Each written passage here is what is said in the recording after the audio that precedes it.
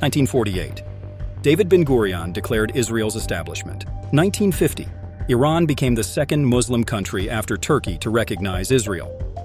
2024. Iran became the first Muslim country to attack Israel after the Gaza war. What turned the fast friends of yesterday into staunch enemies of today?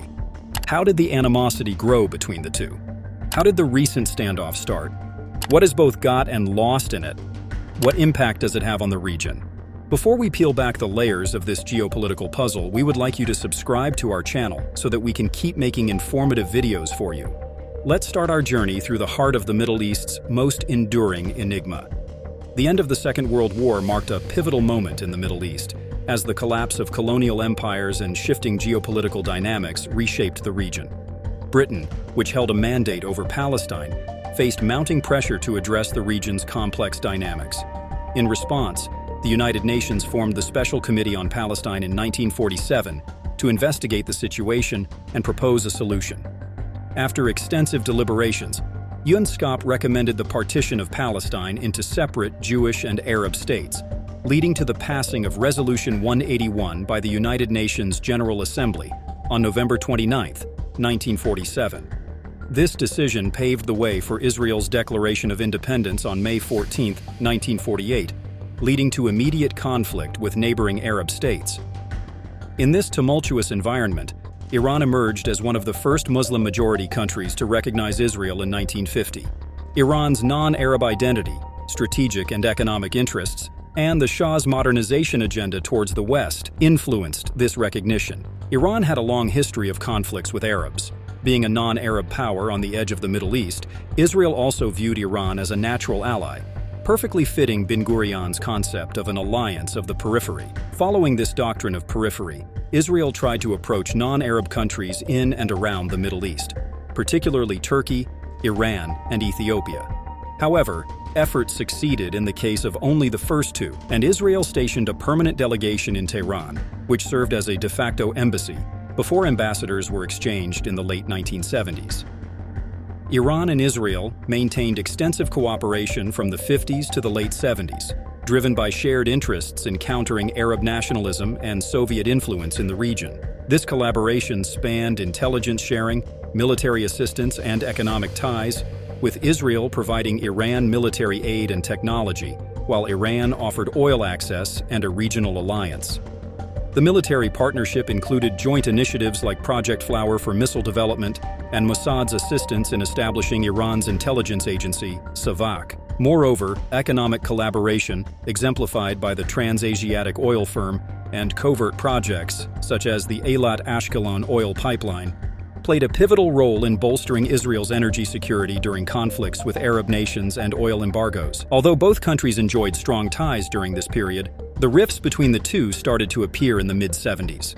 Buoyed by rising oil revenues, Shah Mohammad Reza Pahlavi pursued a more independent regional policy in the 1970s. Believing that the unresolved Palestinian issue fueled radicalism and Soviet influence, the Shah reached out to the Palestine Liberation Organization, PLO, in Syria in 1974 and hosted Syrian President Hafez al-Assad in Tehran in 1975. However, Israel was dissatisfied with these initiatives, especially the Shah's agreement with Saddam Hussein's Iraq in 1975, settling a territorial dispute in Iran's favor in exchange for ending support for Iraqi Kurds. Israel perceived Iran's conciliatory stance toward Arab radicals as a threat, preferring tension between Iran and Arab nations. Additionally, the Shah's pursuit of civilian nuclear capability in the mid-1970s raised concerns in Israel, potentially challenging its nuclear monopoly. Iran's growing economy and military positioned it as a significant partner for the U.S. in the Persian Gulf, posing a potential rivalry to Israel. Some in Tehran believed U.S. discontent with the Shah's post-1973 war oil policies stemmed from Israeli influence. The Iran-Israel relationship took a drastic turn for the worse following the 1979 Iranian Revolution. The revolutionaries, including Ayatollah Khomeini, condemned the United States and Israel for supporting the Shah regime, viewing them as oppressors against Muslims and hindrances to the revolution's anti-Westernization agenda. The new Iranian government severed ties with Israel, declaring it an enemy of Islam, and actively promoted the Palestinian cause to bolster its revolutionary credentials among Arab and Muslim nations. Tensions heightened after Israel's 1982 invasion of Lebanon, which led to the creation of Hezbollah, a Shiite Muslim group aligned with Iran. With Iraq and the Soviet Union seen as diminished threats by 1987, Israel shifted its strategy to align with Arab states, actively seeking to isolate and undermine Iran's regional influence through lobbying for sanctions and promoting a policy of dual containment of Iran and Iraq. In the 21st century, tensions between the two escalated significantly, primarily driven by Iran's nuclear program, Israel's response to it, the use of proxy organizations against each other, the rhetoric of wiping the other by political leaders, and the forging of alliances by Israel with Azerbaijan. The enmity that has grown over the decades has forced both sides to cement and grow their power and influence across the region. Now, Iran supports a resistance axis network of political and armed groups in several countries across the region, including Hezbollah in Lebanon, Shiite militias in Syria and Iraq, and Houthis in Yemen, who also support the Palestinian cause and view Israel as a major enemy. On the other hand, over the years, Israel has backed a variety of groups that are violently opposed to the Iranian establishment. Among them are the Mojahedin-e-Khalq (MEK), a Europe-based organization, Sunni organizations in Iran's southeastern Sistan and Baluchistan province, and Kurdish armed groups based in Iraqi Kurdistan. Israel, having diplomatic relations with Egypt and Jordan, has been trying for a long to normalize relationships with other Arab countries. Recently, in 2020, in a huge development, the UAE, Bahrain, Sudan, and Morocco normalized their ties with Israel. Saudi Arabia and other regional players are also having backdoor talks with Israel. Now, a close relationship between Israel and Arab states will weaken Iran's position in the region. This is the reason that when Arab nations are abandoning the Palestinian cause, Iran is championing it. Iran's nuclear program is another bone of contention between the two, and Israel has made several attempts to disrupt it. In 2009, through the malicious software Stuxnet, Israel damaged centrifugal machines at the Natanz nuclear facility in Iran, and also assassinated many Iranian nuclear scientists through Mossad. Israel, along with Arab states, also opposed the Iran nuclear deal that was reached in 2015 between Iran and Western nations. Israel, being the only nuclear state in the region, views Iran's nuclear program as a challenge to its nuclear hegemony in the region and a threat to its existence. The war of regional hegemony between the two, which has long been fought through proxies, assassinations, and strikes away from each other's soil, has now spilled into the open. Since the October 7th attack on Israel by Hamas and Israel's subsequent bombardment of the Gaza Strip, escalations and miscalculations are spiraling up with each violent attack against each other by Israel and Iran-backed forces. Israel has been more adventurous, often being the side to widen the bounds of the red lines, perhaps to make Hezbollah attack in a way that gives Israel a pretext for a more full-throated bombardment of Lebanon. Through the April 1st attack on the Iranian consulate in Syria by Israel, it tried to convey to Iran that Israel could punish her for the activities of Hamas and other proxies. However, this proved to be a strategic miscalculation by Israel, which thought that Iran would not react to this. After the strike, Iran's supreme leader, Ayatollah Ali Khamenei, warned that Israel must be punished and will be punished. And on April 7th, Iran attacked Israel using more than 300 rockets, missiles, and drones. Tel Aviv claimed that 99% of the projectiles were destroyed mid-flight by the Iron Dome and Allied air defense systems, and only a few attacking objects were able to hit their targets. However, estimates place the economic cost for Israel at around $1.5 billion. This retaliatory attack by Iran was not a result of this single event, but it came on the back of so many other Israeli attacks that claimed lives in the Iranian Revolutionary Guards Corps, and alongside the breach of the Vienna Convention in attacking a diplomatic mission. It further reflects Iran's calculation that, if it does not make a strong retaliation, Israel will keep trying to push back and degrade the axis of resistance across the region. So Iran's retaliation was about defending national pride, reinforcing its red lines, and some form of deterrence. Iran, through its meticulous response, tried to convey that, where it is ready to face any kind of misadventure against it, it does not want to go into full-scale war. This thinking on the part of Iran is also reflected in the diplomatic channels it engaged in before the attack. Even during the attack, Iran's foreign ministry and the Revolutionary Guards kept open a hotline to Oman's government, to pass messages back and forth with the United States. The Swiss ambassador to Iran conveyed a message to the United States to refrain from intervening in the conflict, warning that Iran would retaliate with greater force and without prior warning. Seemingly, Iran has achieved what it wanted to achieve. The direct strikes at Israel were aimed at restoring Iranian deterrence, demonstrating Tehran's new calculus and risk appetite, and creating a new equation with Israel. This measured response conveyed Iran's new red lines in its conflict with Israel, reflecting the limits Iran can go to should Israel's degradation campaign against Iran and its partners continue.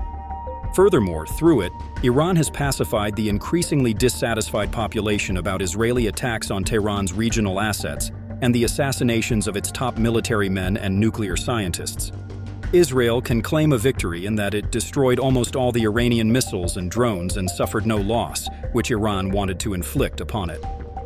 Furthermore, for Israel, the Iranian attack has turned the world's attention and increased pressure to end the Gaza war and ease the suffering of Palestinians. In response to the Iranian action, Israel warned that it would hit back. The April 19th attacks on the Isfahan are being attributed to Israel by U.S. officials and media. However, both Iran and Israel are silent about it. It must be remembered that Isfahan has the largest nuclear facility in Iran and hosts a military base as well.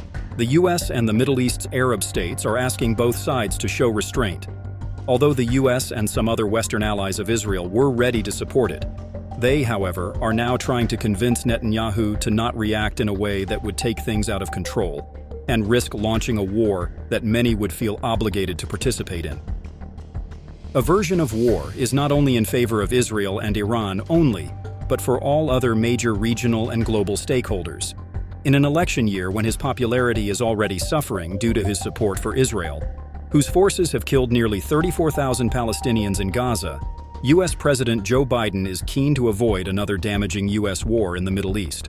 Saudi Arabia and the UAE warned of the dangerous consequences of the war for the region, as the war is not in favor of both. An Iran-Israel war will add to the difficulties Saudi Arabia faces in normalizing ties with Israel.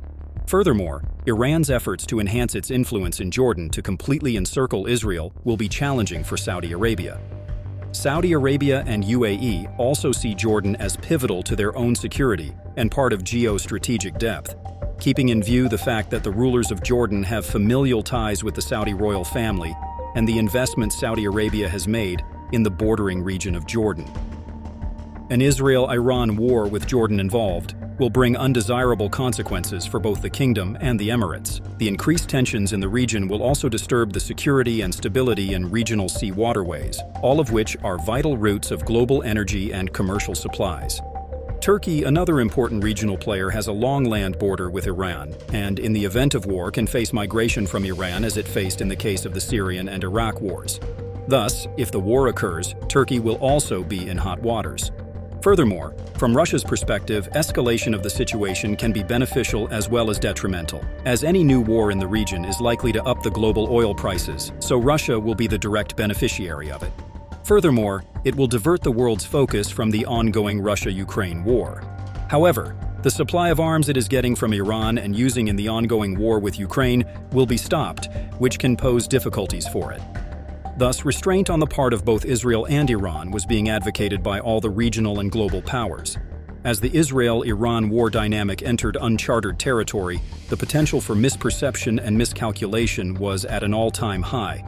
De-escalation was paramount, but Tehran and Tel Aviv didn't get there on their own. Diplomacy and a united effort by regional and global actors brought a sigh of relief in the latest round of this rivalry. China, Qatar, and Oman worked on numerous diplomatic fronts to save the region from an all-out war. All of these countries have close ties with Iran and China's brewing global influence, and Qatar's and Oman's closeness with both Tehran and Washington yielded positive results and de-escalated the situation in the region. With both countries being silent regarding the April 19th attacks on Isfahan, it is assumed that a conclusion has been reached and the situation will revert to normal in days to come.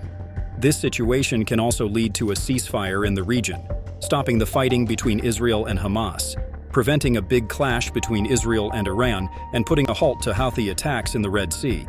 As both sides have demonstrated their military capabilities, and if they listen to mediating nations and do not go for another tit-for-tat round, the region could revert to an uneasy equilibrium. As the Cold War showed, a balance of terror can act as a powerful deterrent, fostering peace and stability. Finally, it is safe to say that the recent standoff has broadened the red lines in this decades-old rivalry. The war, which was being fought through the proxies, has now turned to direct and open confrontation, which can bring dangerous consequences for the region in particular and the world in general. This was all for this video. If you liked it, please don't forget to subscribe to our channel.